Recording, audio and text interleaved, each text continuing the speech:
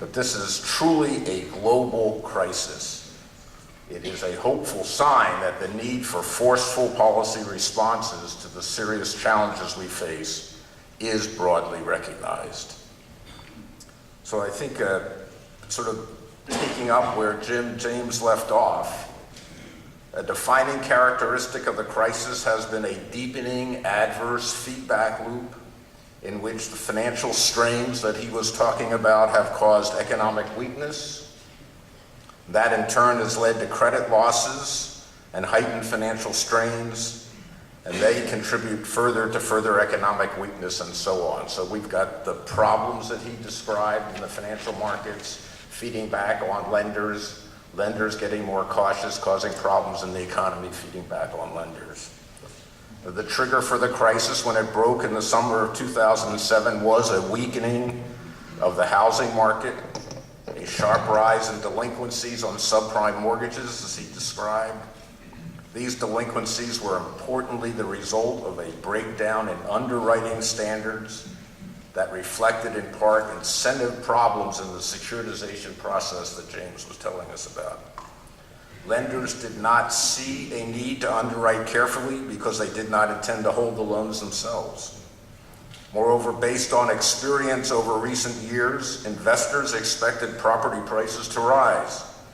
They did not appreciate the extent of the bubble in housing prices, and so they did not focus as much as they should have on the ability of borrowers, like those that James was describing, to repay the loans or pieces of loans they were purchasing. They thought if they couldn't repay, we'll just rewrite them, the property price will go up and I won't have lost anything.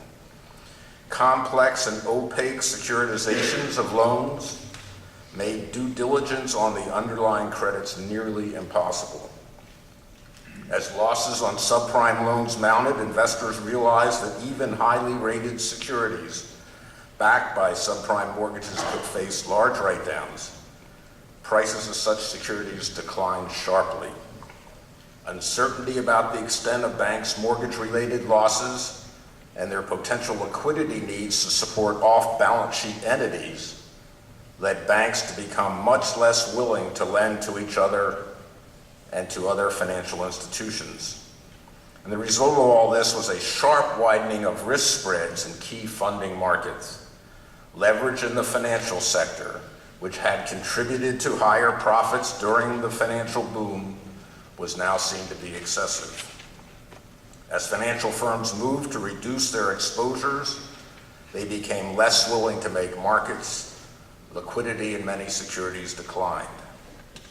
Although housing was the trigger and the single largest source of problems as time went on, it became clear that problems in financial institutions and markets were much more broadly based. Risk on a variety of assets had not been priced appropriately, and risk spreads in a range of markets increased, as did the equity risk premium. Markets for private asset-backed securities were especially hit hard, reflecting the deterioration in funding conditions as well as the efforts to conserve capital and liquidity. Banks tightened lending standards and terms on loans to both businesses and households. With financial markets and intermediaries under considerable strain, credit became more expensive and in some cases unobtainable, causing spending to be reduced.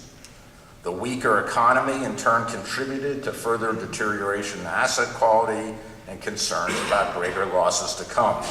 As a result, banks and other lenders tightened their lending stance further. That put downward pressure on spending. This adverse feedback loop, which was already visible from late 2007, intensified considerably last fall. Failures and near failures of some major financial institutions greatly undermined confidence, the key word that James was using, confidence in financial institutions, and severely disrupted financial markets, leading to a further sharp tightening of credit conditions. Risk spreads, which were already elevated, escalated further, equity prices fell. In addition, the financial turmoil contributed to a sharp decline in consumer and business confidence. The result was a major pullback in spending.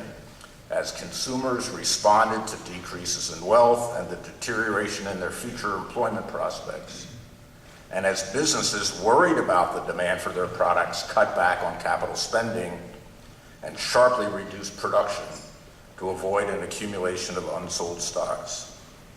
Gradual decline in economic activity through most of 2008 took a decided turn for the worse late last year.